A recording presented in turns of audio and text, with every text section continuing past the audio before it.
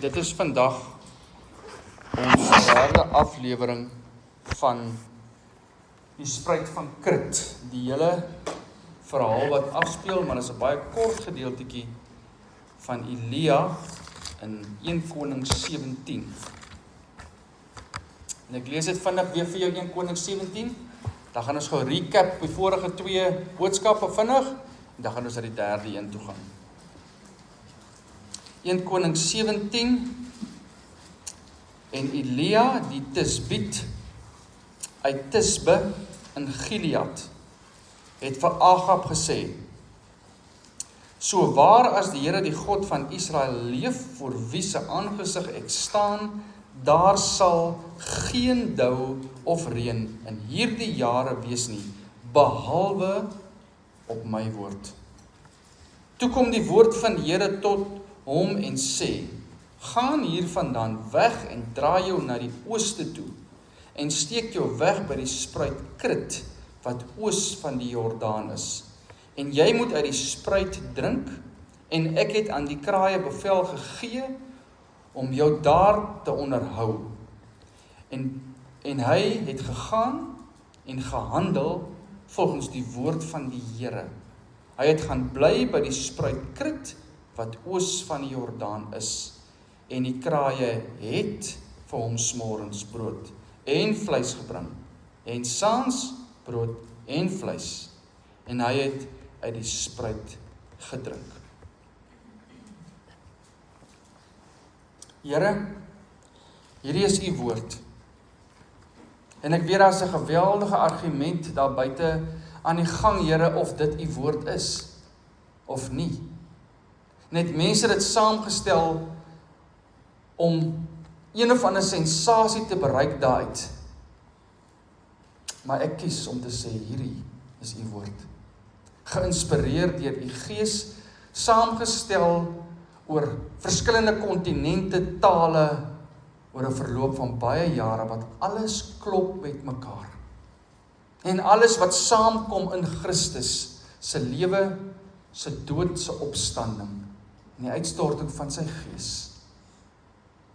En daarom kies ek, Here, om vanoggend te glo dat hierdie woord is nog net so relevant soos dit was die dag toe dit gebeur het met Elia. En dat Elia nie 'n fiksie storie is nie, maar 'n mens wat geleef het onder die hand van God. En daarom weet ek, Here, dat u ook vandag 'n woord het vir elkeen van ons wat nog net so relevant is soos toe. Mag hierdie woord inval ook in ons hart, want ons u diensknegte, Here, luister. Amen. Kom ons recap. Die Here gee vir Elia 'n opdrag uit waar hy gebly het in Tisbe, hele entjie oos van die Jordaan. En hy sê vir hom, gaan na Agab toe, en hy gaan Samaria toe, waar Agab was, koning van die noordelike ryk van Israel. En hy gaan sê vir hom, so waar as die Here leef, dis wat die Here sê. Nou, ek wil net vir jou gou sê, daar is die ligte musiek opdrag gewees hier. Daar is potensieel jou kop waai daar. Want Agab was getroud met Jezebel, wat die Baals aanbid het. En Agab was ongehoorsaam om daar te trou, en alles het de mekaar geloop. En hier kom een ou wat nog nooit van tevore op die sien was nie. En hy kom profeteer hierdie woord vir die koning op sy voorstoep. Jy moet oor hierdie goed dink. Dis die level van gehoorsaamheid wat het gevat het vir hom om te gaan. Uit sy huis uit, van sy sitkamerbank af, hy moes die DStv kanale los en hy moes stap. En hy moes dit gaan doen. En toe hy daar klaar is en vir hom gesê, dit sal nie reën nie vir 'n sekere tyd, totdat ek weer so sê, op my woord. Wat beteken, die Here sal weer met my spreek, en dan sal ek dit vir jou oordra. Dit beteken op my woord. Tot dan sal dit nie reën nie. En toe hy dit klaar gesê het, en is af van sy hart af. Partykeer is dit mos iets pla mos vir jou, dit sit op jou hart. Jy voel, maar jy weet nie lekker nie, maar as dit uiteindelik af is dit af. Jy voel beter. En sy kop sit toe nog op sy skouers vas op daai oomblik. Toe sê die Here vir hom, draai weg. Nou kom jy weg van hierdie plek waar jy nou is. Dis die volgende opdrag. Dan draai jy maak 'n U-turn en jy gaan terug oos van die Jordaan.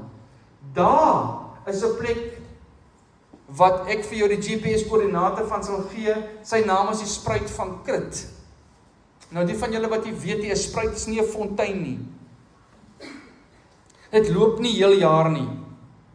'n Spruit is 'n laagte of 'n leegte tussen twee heuwels, klipperige omgewing wat na 'n reenseisoen bly sug. Hy bly loop. So wanneer Elia die droogte aankondig vir 'n onbepaalde tyd, dan stuur die Here hom na 'n plek toe wat hy weet hierdie water gaan opraak. Want die reenseisoen is verby en dis 'n droogte, so dis guaranteed om iewers op te raak. En met al hierdie logiese denke in hom, gaan hy nog steeds. Gaan wag vir my dag, gaan steek jouself weg.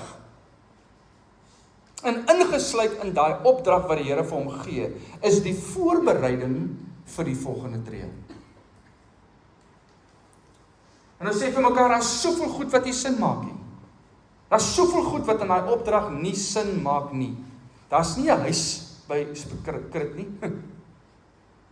Daar's nie 'n winkel waar hy vir hom kan kos koop nie.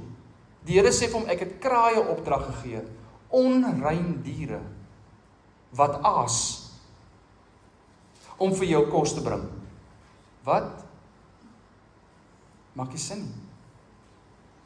Maar Elia, nadat hy die opdrag van die Here gehoor het en die stem van die Here gehoor het, want die woord van die Here tot Elia gekom beteken, jy's in jou dagtaak besig en die volgende oomblik raak jy absoluut bewus dat die Here van die leerskare nou besig is om met jou te praat. En net nadat jy dit gehoor het, dan skop al die natuurlike goed in. Nee, maar dit kan nie wees nie. Nee, maar dit maak nie sin nie. Nee, maar hier staan nou niemand by my nie, maar ek het 'n stem gehoor. Wat is dit? Dit is vreemd, ek gaan met niemand deel nie. En aan die einde van die dag, as jy genoeg logika aan die dag gelê het, gaan jy dit nie doen nie. Maar as jy begin agterkom, dis die Here van die leerskare, moenie daaroor dink nie. Jy is welkom om te vra vir bevestiging, want baie keer is die opdrag groot. Ek is seker van Elia het gesê, ekskuus tog Here, sê net gou weer, na wie toe moet ek gaan om te gaan sê? Na Agab toe. Daai ou wat mense se koppe afkap deur sy vrou. Daai ou wat al die ander profete laat doodmaak het en laat jag het deur sy vrou. Moet ek so toe gaan?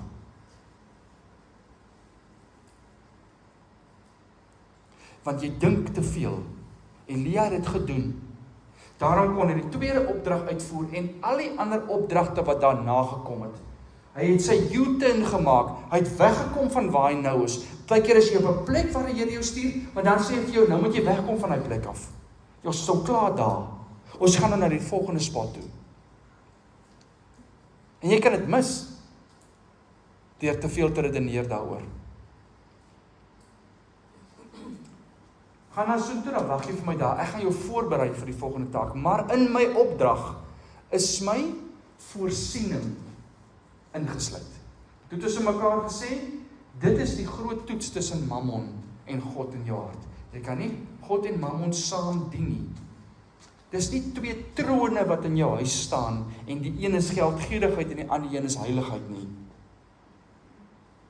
Dis 'n toestand in jou hart wat jy self toets.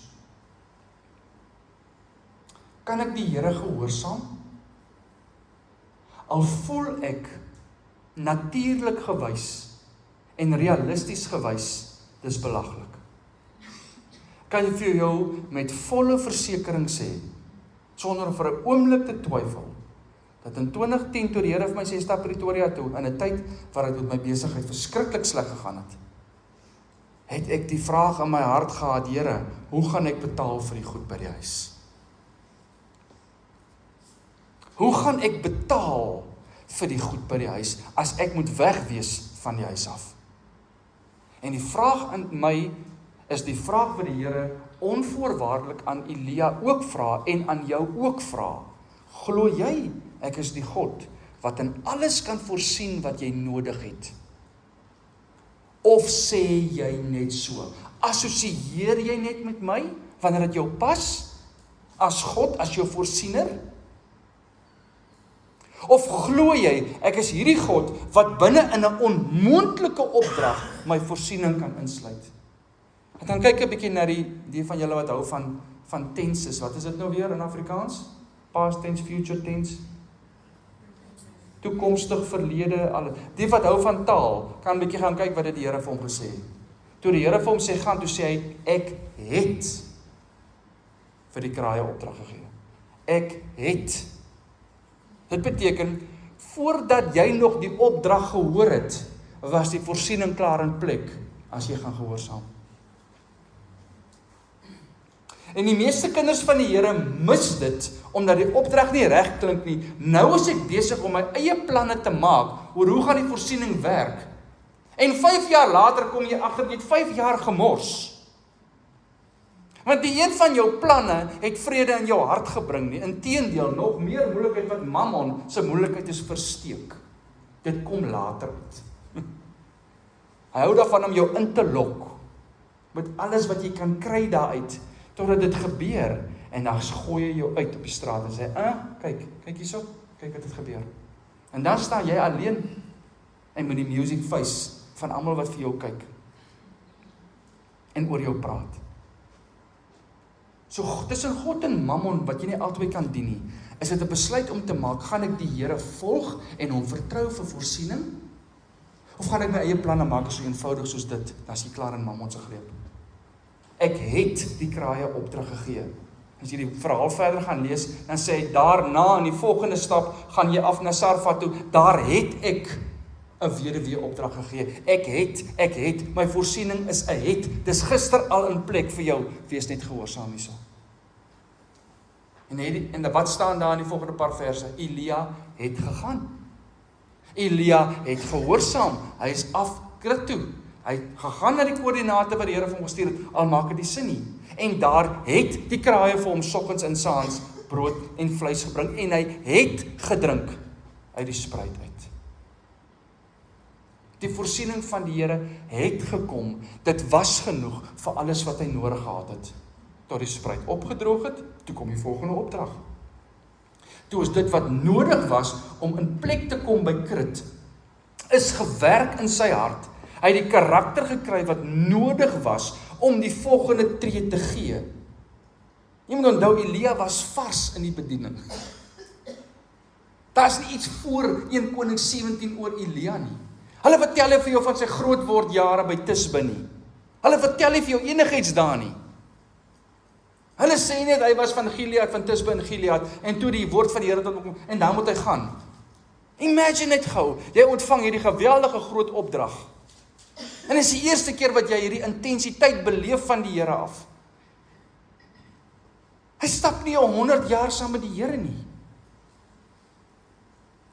En nou het jy het gedoen, nou die volgende een, en die volgende een, en die volgende een. Wat 'n avontuur. En jy kan dit ontvang, of jy kan dit mis.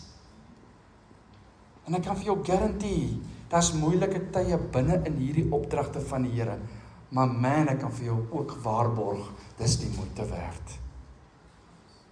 Dis die moeite werd.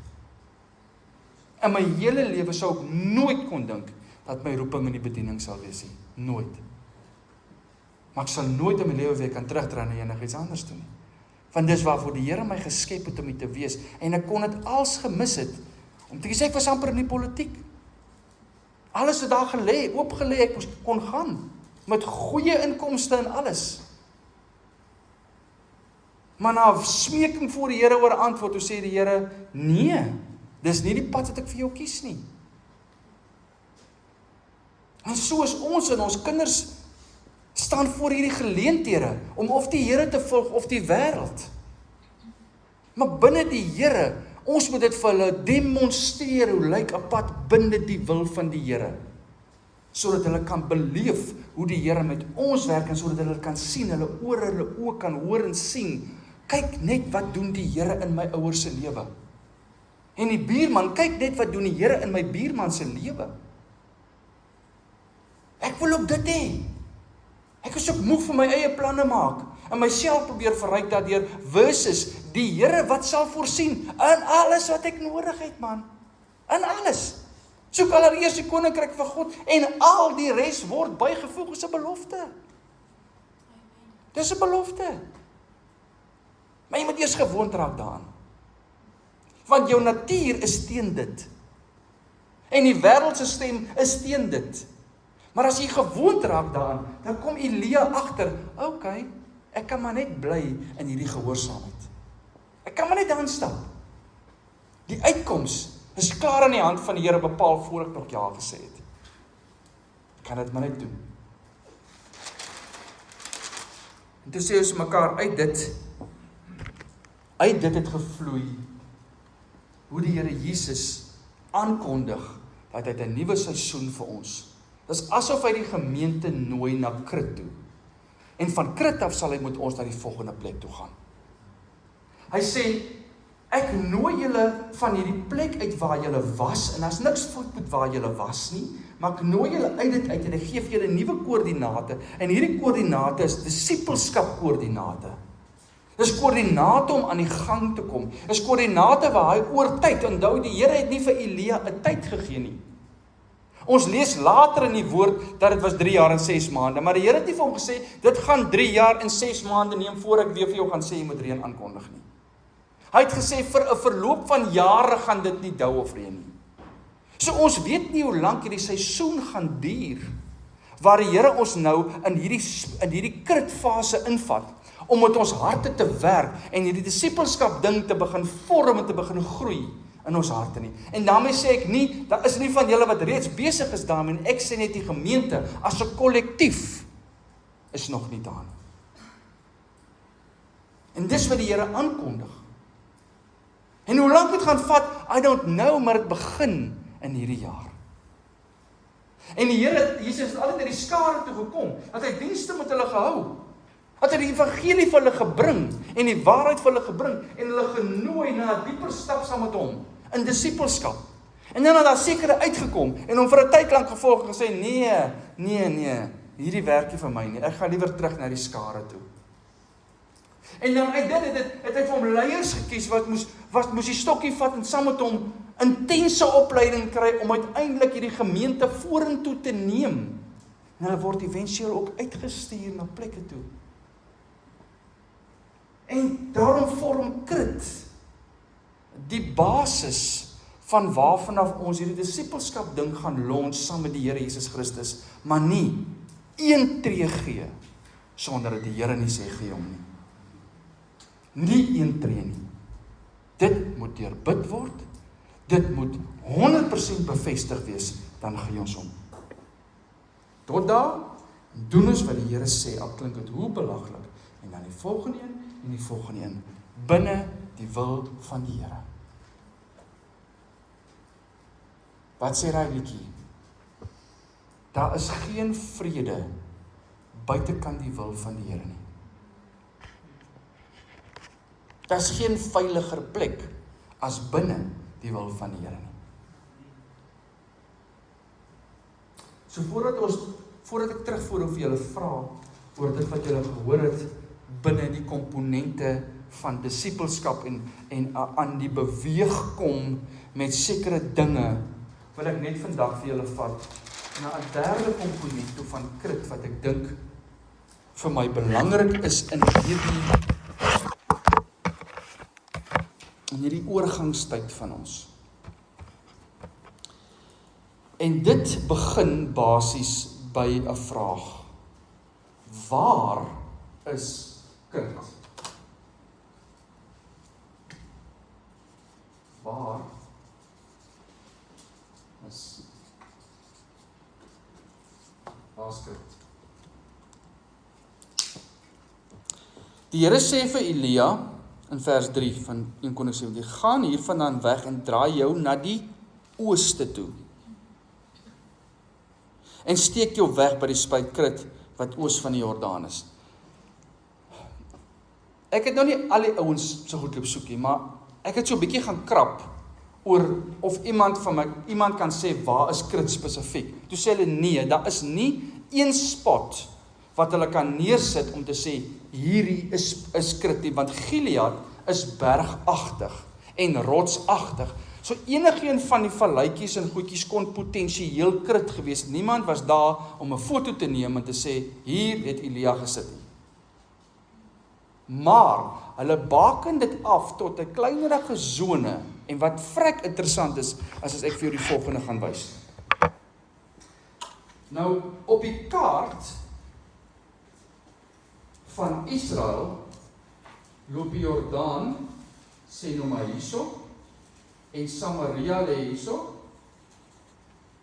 en Gilead, die groter Gilead lê hierso, die area waarvanaf Elia gekom het, en hierso so in die kant sit Tisbe, die dorp waarvanaf hy gekom het. So wanneer die Here vir Elia die opdrag gee om oos te gaan van die Jordaan, het hy vir hom eintlik op 'n pad gestuur, reguit terug huis toe. Ek het dit nie aanvanklik geweet nie, ek het dit gesien op die kaart. Hy het hom op 'n pad gestuur wat reguit huis toe gaan, maar nie so ver as huis nie. Want Krit moet in die omgewing lê van hierso so. Net oos van die Jordaan, maar nie oos genoeg dat dit huis is nie. So op pad in dieselfde rigting as waarvanaf jy kom, maar nie so ver as dit nie. En hier begin hierdie ding in my hart loop. Hy kom van Tisbe af, die Here stuur hom Samaria toe om die boodskap af te lewer. En soos enige normale ou wat die boodskap afgelewer, is daar nou weer 'n pad terug. Jy gaan van jou huis af, jy gaan doen werk, maar vanaand kom jy terug huis toe. En wat verteenwoordig huis? Huis verteenwoordig jou gemak. Dit wat jy ken, dit waaraan jy gewoond is. Maar die Here sê vir hom, jy gaan soek toe, maar nie so ver nie, wat beteken jy gaan tussen huis. Tussen waar jy nou is en waarvanaf jy kom. Maar dis onbekend. Tussen waarvanaf jy kom en waarheen jy op pad is, maar dis onbekend. Dis 'n tussenin plek. Wie van julle het al van een dorp of een stad na 'n ander een verhuis?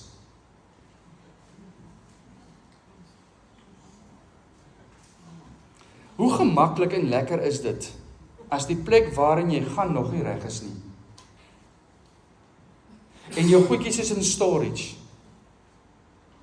En die oggend as jy opstaan en jy soek 'n ding en jy weet hy's in storage iewers of iewers tussen 58 bokse iewers, maar jy weet nie lekker waar nie. En dinge kom nie klaar by die nuwe plek nie waar jy moet in nie en jy's hier tussenin. Maar jy moet ook begin werk so lank in die nuwe plek waar jy is en jy moet kos kry en kinders moet in die skool kom en dis chaos. En is die mekaar. Maar jy weet dat jy moes dit doen. Jy moes die move maak. So aan die een kant mis jy die gemak van waar jy was. En jy verlang terug na daai gemak. En as jy dink aan byvoorbeeld 'n skroewedraaier, dan sê jou kop vir jou presies in die vorige plek waar jy gebruik waar daai skroewedraaier is. Maar nou is hy skroewedraaier nie daar nie. Jy het hom nou nodig, maar jy weet nie waar hy is nie. Dis nie soveel anders as die opdrag wat die Here vir Elia gee nie. Elia, as jy hierdie pad saam met my begin stap, gaan ons nie terug na waarvanaf jy kom nie. Praat nie van plek nie, praat van binnekant jou.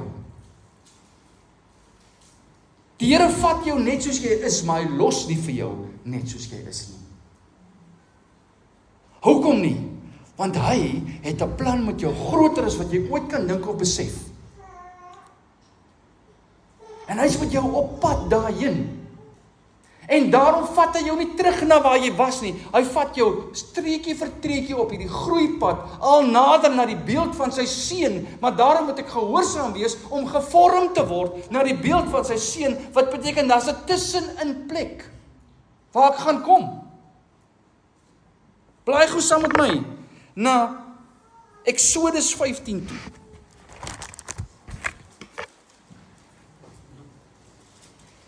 Eksodus 15 se laaste vers gaan ek begin lees. Matteus, Markus, Lukas, Eksodus. Eksodus 15 is julle daar, kan ek maar lees. Vers 27. Daarop het hulle by Elim gekom, waar 12 waterfonteine op 70 palmbome was. Klink dit lekker? Heerlik. En hulle het daar by die waterlaar opgeslaan. Toe hulle van Elim af wegtrek, het die hele vergadering van die kinders van Israel in die woestyn Sin gekom, wat tussen Elim en Sinaï lê. En op die 15de dag van die tweede maand, na hulle uittog uit Egipte land, het hulle daar aangekom. 15 Februarie is nou, ek joke. Nou nie die Bybelse datums jou, nou maak ek spot sommer net oor wat gebeur. Die Here vat hulle van Egipte af, alhoewel dit akelig daar was daar nog steeds 'n vorm van veiligheid en sekuriteit. Nee? Alhoewel hulle onderdruk was daar 'n vorm van huis. 400 jaar het hulle daar gebly. In 400 jaar verander baie in jou. En baie van die ou goed sterf af. En leer jy nuwe goed aan. En toe die Here hulle uit Egipte uitvat, toe vat hulle op verskillende plekke, maar éventueel ook by sleg plekke en lekker plekke, maar hier kom hulle op tussenin. Sinaï verteenwoordig die stem van die Here waar hy met Moses gepraat het. Sinaï verteenwoordig 'n absolute standvastigheid in die Here vir hulle. En Elim is die lieflike plek met al sy fonteine en sy palmbome en kokosneute en whatever hulle als daar gehad het. Gemak. Maar waar kom hulle hier? In die woestyn tussenin. Dis nie waar ons was nie, maar dis ook nie waarheen ons op pad is nie. Ons is nog nie daar nie. Ons is tussenin. Elia is tussen Samaria in die huis. Tussen die Jordaan in die huis. Neither here nor there. Die volk het die opdrag gekry deur Moses, ek gaan julle uitvat. Ek gaan vir julle beloofde land gee, 'n land van melk en honing, maar hier sit hulle in die woestyn Sin. En waar is dit? Waar is Krit? Vers 2 van Eksodus 16, en die hele vergadering van die kinders van Israel het teen Moses en teen Aaron in die woestyn gemurmureer.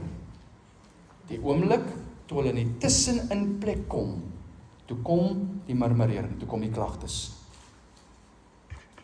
Het Egipte nie genoeg grafte nie? Moet ons nou in die woestyn kom dood? Wat het jy ons aangedoen, Moses? Wat het julle ons aangedoen, Aaron? Daar was genoeg kos om te eet daar. Ons kort brood, ons kort vleis. Toe kom die demands. I demand. En wat doen die Here? In sy opdrag aan Elia was die voorsiening ingesluit. In sy opdrag aan die volk om te trek, was sy voorsiening ingesluit.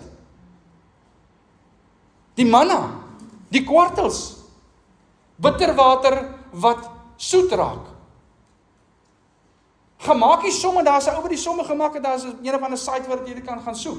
Wat als per dag nodig was, kosgewys, houtgewys, watergewys, om daai volk deur 'n woestyn te trek per dag. Dis trokke vol. Treintrokke het hulle dit in die som gemaak. Hulle sê hulle, hoeveel trokke, hoeveel waans vol kos en water het moes wees om dit te kon doen.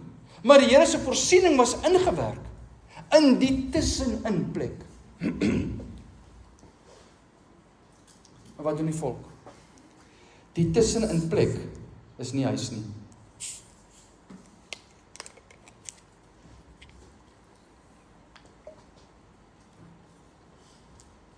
Die tussenin plek is ongemaklik. Die tussenin plek is verwarrend. Die tussenin plek maak nie sin nie. Hoekom kan die Here nie net vinnig maak nie? Hoekom kon hy nie vir ons reguit gestuur het soontoe nie? Hoekom moet ons so lank trek? Hoekom kon die Here nie vir vir Elia reguit Karmel toegevat het na die grootste opdrag van sy lewe nie. Omdat Elia nog nie reg was om die opdrag uit te voer nie. En omdat jy nog nie reg is om die opdrag uit te voer nie. En omdat jou karakter nog nie in lyn is met dit wat wag aan die ander kant nie. En omdat die Here in sy genade besig is met 'n voorbereidingsproses, sodat jy reg kan wees om te doen wat hy van jou verlang en wanneer dit daar kom. Dus so kom jy in 'n tussenin plek kom, en dis so moet jy ophou murmureer oor hierdie tussenin, en ek verstaan nie wat jy aangaan en sê, Here, ek hoef nie te verstaan nie. Daar's nie een plek in die woord wat sê, waar die Here sê, verstaan my nie. Jy moet my verstaan nie. Daar staan jy moet my volg. Jy moet my gehoorsaam hê. Jy moet my lief hê. Hoekom wil ons dan so graag hierdie tussenin tyd weg hê? So vinnig as moontlik uitkom hierso. En my gebedsversoeke wat ek uitstuur na almal toe is, vra nie die Here om my hier uit te kry. Nee, ek vra die Here om saam met jou daardeur te gaan. Ek vra die Here om in te bou in jou tussenin plek, in jou krit, wat hy moet inbou in jou, om nodig te hê, sodat jy staande kan bly, wanneer Karmel kom. Weet jy wat het by Karmel gebeur, my geliefdes? Elia is gekonfronteer. Nee, andersom. Elia het gekonfronteer. Elia het na die selfe koning toe gegaan, wat sy kop wou hê, en vir hom gesê, hier's ek. En die koning sê vir hom, jou moeilikheidmaker, hy sê, luister gou vir my, jy kyk na verkeerde ou, jy is die moeilikheidmaker. Hy sê vir hom, nou roep ons die volk saam, bring, ons gaan hierdie saak uitmaak. Kom, ek wag vir julle op Karmel. Bring al hierdie Baal-profete saam, en bring sommer hulle familie ook saam. Bring almal. Ons gaan nou hierdie saak uitmaak, wie's God, Baal, of die God van Abraham, Isak en Jakob? Ons gaan hierdie saak uitmaak. Elia sou nie reg gewees het, om in daai opdrag te wandel en te handel, as hy nie in die tussenin plek by Krit was nie. As hy nie deur die ongemak van al die gemak van huis wat nie daar is nie, waar onrein diere vir hom kos moet bring, waar hy moet sit en wag. Sit en wag. Hoe wil jy hê met die Here geduld in jou werk, as hy nie vir jou opdragte kan gee wat geduld vereis nie? Hoe wil jy hê met die Here sy karakter in jou shape, as jy nie vir hom kans gee, om vir jou opdragte te gee, en jy dit gehoorsaam, want, kom Here, kom, is 'n bietjie stadig, let's go, let's go, let's go. Daar's twee gevare, wat jy kan optel by jou Krit. Die een is, jy kan vooruit hardloop, omdat jy hoor wat die Here sê. Maar die Here het nog nie aangekondig dat jy moet wegspring nie. Jy kan voel, ek het dit in my hart, hier gaan ek. En 20, 30 meter vooruit kom jy agter, dis dubbeltjies in lava en whatever wag aan die ander kant. Jy sê, wat gaan nie aan, Here? Sê, ek wag nog hier. Ons is nog nie klaar by Krit nie. Ons is nog nie klaar by die tussenin plek nie. Moenie vooruit hardloop, omdat jy dink, jy sien waantoe die ding op pad is. Wag. Die tweede probleem wat jy kan optel by Krit, is jy kan reguit hardloop huis toe. Jy kan reguit verby Krit hardloop, terug huis toe. En sê, Here, die goed wat U van my vra is te veel, dis te moeilik, dis te whatever, jy het ook al die verskoning wil uitdink. En jy hardloop reg langs jou roeping verby.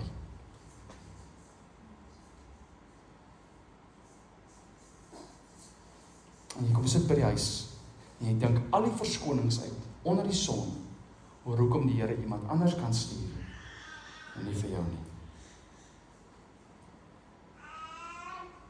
En ek dink, geliefdes,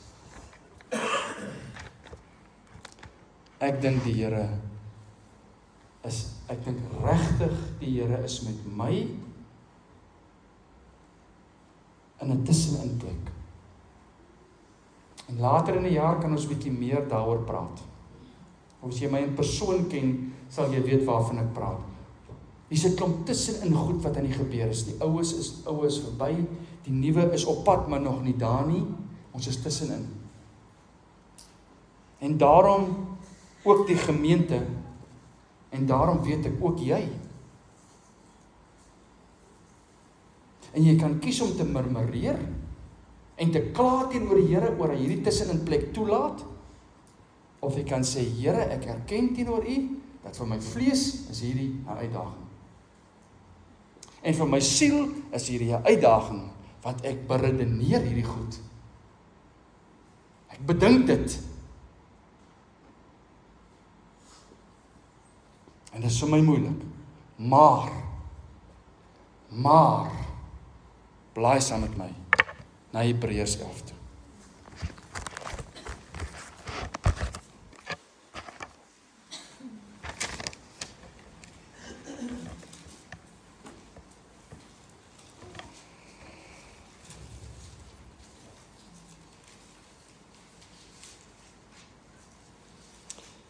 Hebreërs 11, vers 13 tot vers 16.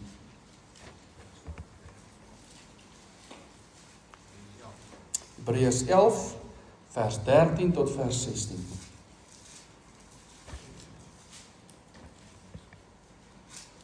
In die geloof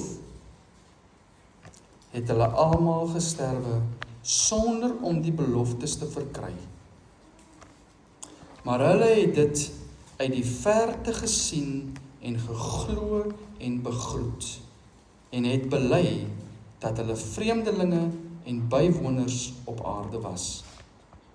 Want die wat sulke dinge sê, verklaar dat hulle 'n vaderland soek. En as hulle bly dink het aan die vaderland waaruit hulle weggetrek het, sou hulle geleentheid gehad het om terug te keer. Maar nou verlang hulle na 'n beter een. Dit is 'n hemelse. Daarom skaam God hom nie vir hulle om hulle God genoem te word nie, want hy het vir hulle 'n stad berei. Waar's Krit? Krit is 'n plek van geloof. Krit is 'n plek in die geloof. As jy Krit toe wil gaan, moet jy in geloof soontoe gaan. Jy kan nie halfhartig soontoe gaan nie. Nie een van die geloofshelde wat jy lees in Hebreërs 11, waar die geloofshelde aangehaal word, het die belofte ontvang wat die opdrag van hulle ingesluit het nie. Vat net gou van Moses. Het Moses die land van melk en honing ingegaan? Nee. Maar hy moes die volk daarheen lei. Het Abraham die voorreg gehad om te sien hoe lyk 'n nageslag soveel soos die sand van die see? Nee. Maar hy kon in geloof nou aan vashou. Moses kon in geloof vashou aan sy opdrag. Noag bou 'n skip. Met watter kennis? Met watter instrumente?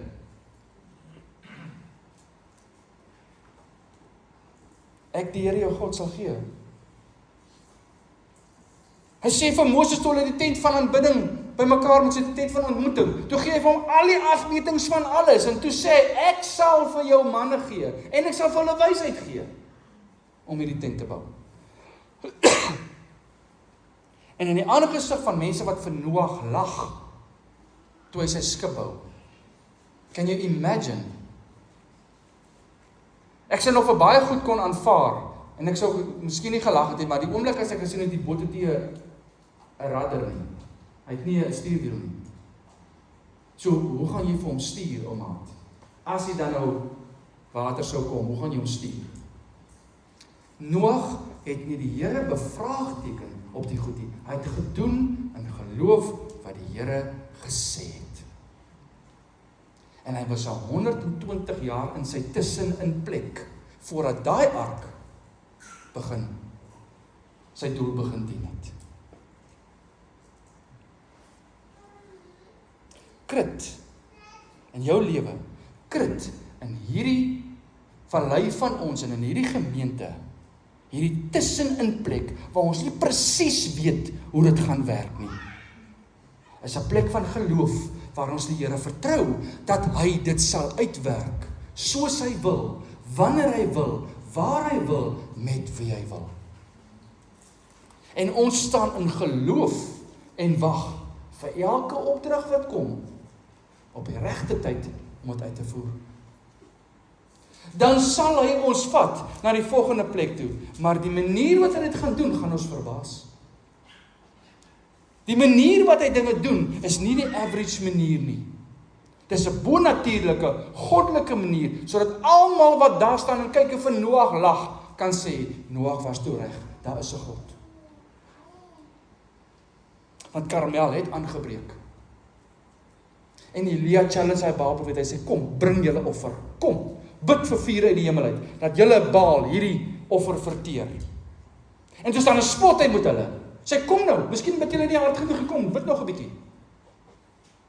Toe sê, is julle klaar?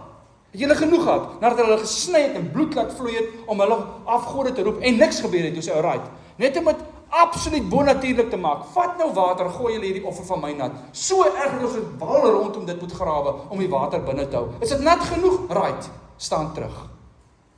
Die Here, kom ons maak hierdie saak uit. En die vuur kom van die hemel af, verteer nie die offer nie, maar sommer die klippe rondom dit, en suig al die water op. En hy sê, is ons uitgesorteer? Is hierdie saak afgehandel en uitgemaak? Wie is God?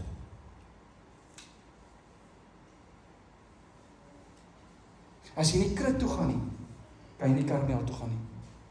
En ek sê nie die Here gaan vir jou sulke opdragte gee nie, maar die klein opdragie wat hy vir jou nou gee, voel dalk vir jou verskriklik groot. Want jy's nog vars in die ding om die Here te gehoorsaam. Ek sê nie jy stap nog 'n kort pad met die Here nie. Ek sê jy's vars in die ding om die Here te gehoorsaam, buitekant dit wat sin maak. En as jy met mense hieroor begin praat, sê hulle vir jou jy's mal. As ek vir jou moet begin vertel wat mense vir my gesê het in die begin van my bedieningsjare, jy's crazy, jy kan nie dit doen nie. Dit is nie reg nie. Sê ek hoor wat jy sê, my ou broer, maar ek kan nie anders as doen wat die Here vir my sê nie. Ek moet een tree op 'n slag in geloof leer, en jy leer dit by Krit. Daar waar jy gaan wag op die Here, totdat jy sien, hier is dit nou, hier sê die Here self, gaan nou af Sarfat toe. Daarvan af gaan soontoe, daarvan af gaan soontoe. Jy doen wat hy sê, en jy beleef die bonatuurlike hand van die Here in jou lewe. En let me tell you, daar's geen besigheidsdeal wat jy kan doen, wat kan kompeteer met dit hê. Wanneer jy voel, jy begin beweeg in die wil van die Here, en jy sien sy hand bonatuurlik opereer nie, daar's niks wat kan compete daarmee nie, niks. Maar dit is nie noodwendig 'n teerpaadjie wat jy stap nie. Maar ek weet, ons het nie met bang mense hierso nie. Ons is nie bang nie. Ons is net so Simeon gister vir my sê toe ons motorfiets ry. Toe sê pappa, ek is 'n bietjie nou, ek het lanklaas gery. Voel nou 'n bietjie angstig, ongemaklik. Sê ek, pappa weet my seun. Maar kom ons start die bike. Kom ons sit hom in eerste. Ry jy net so lekker paar draaie en kry net die gevoel, en dan sal ons die bakens uitsit en tussen die bakentjies deur beweeg en bietjie skiel oefen. Maar kry raak eers gemaklik. Ek moes daai bike afvat later. Sodat dit geniet. En die Here weet, elkeen van ons se broekies bewe baie keer as hy met ons begin opdraggies gee wat ons nie verstaan. Hy weet dit, hy het simpatie met my en jou, maar hy nooi jou na Krit toe, want hy weet, you are going to become alive. En hy doodse gevoel waarmee jy baie keer opstaan, jy weet jy om dit weg te kry nie, en jy weet jy wat er aangaan nie, daai goed verdwyn as jy sien hoe die Here jou gebruik. Jy sê, Here, kan daar enigiets beter as dit wees in hierdie hele wêreld? As om binne die wil van die Here te voel, ek is besig om te beweeg in die sweet spot van God se hart vir my. Wat nie beteken, jy gaan nie foute maak nie, man. Dis 'n slip and slide. Jy val, jy kry seer, jy staan op, jy gaan aan. Maar nou is jy 'n kollektief, ons is 'n gemeente. Ons is 'n geloofsgemeenskap. Ons stap saam. Ons lag nie vir mekaar as jy val nie. Ons help mekaar op en ons stap verder. En ons motiveer mekaar om te sê, is jy nog by die Here? Kan ek vir jou bid? 'n sitkamer Christenskap kan net so gevaarlik wees vir ons geestelike groei, soos die opwinding van ambisie. Dis vir my. 'n sitkamer bediening, 'n sitkamer, ek is gemaklik hier, is net so gevaarlik vir jou groei in die Here, as wat dit is om ambisie te hê, om iets groot daar buite te gaan doen. Albei kan jou steel van die Here. Maar as die Here die aankondiging gedoen het, en jy gaan in daai rigting, kan ek jou beloof, it will exceed all your expectations. Exceed. Want hy wat in ons is groter as hy wat in die wêreld is. Krit is 'n plek van geloof. Die woord krit beteken cutting, sny, afsonder, afsny van iets anders af. En die Here wil met hierdie gemeenskap en hierdie gemeente en met jou as 'n individu wil hy jou afsonder sodat hy snywerk kan doen, opereer. En die Here weet wat hy doen. En daarom is ek opgewonde, dog skrikkerig. Vir waantoe die Here met ons op pad is. Maar nou is ons by Krit. Amen. Ons is op pad Karmel toe, maar ons is nog nie daar nie.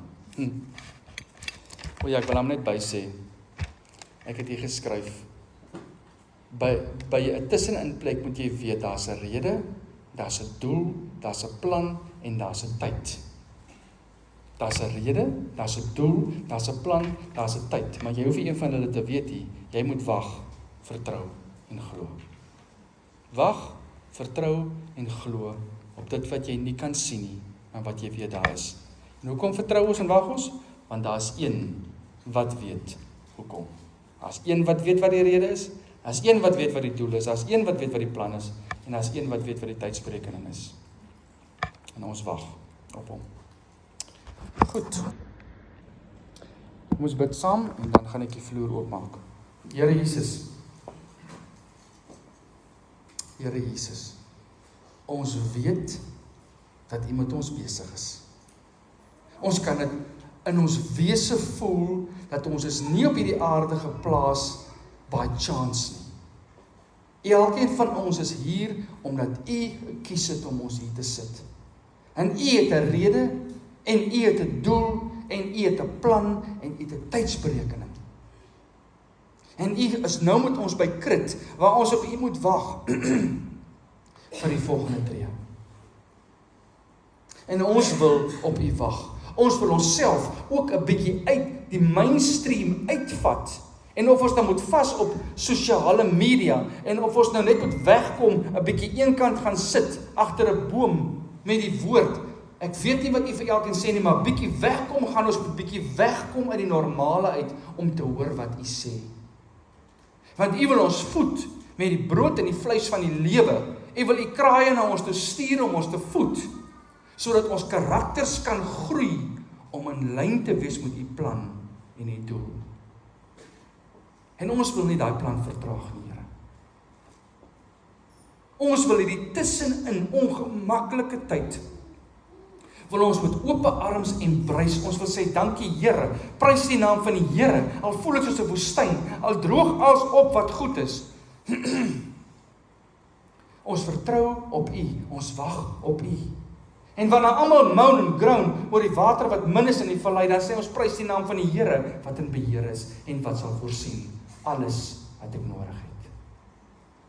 En wanneer almal se gemoed in murmurering ingaan oor hoe kan die Here ons skuif, dan sê ek prys die naam van die Here want hy is op pad na 'n volgende plek met my. En hou ons mekaar accountable, Here, as U kinders, as U volgelinge, as U disippels, dat U het elkeen van die disippels geroep van waar hulle was, maar het hulle gevat na 'n nuwe plek toe. Maar tussenin was daar 'n Krit. Daar was 'n wagtydperk, daar was 'n leertydperk, Daar was 'n onderrig tydperk. Daar was 'n dophou tydperk. Dan was daar 'n praktiese uitvloeisel oefen tydperk. En toe kom die missie, gaan na die nasies. Bekeer hulle, doop hulle, leer hulle, alles wat ek julle geleer het. En ek is met julle tot aan die volëinding van die wêreld.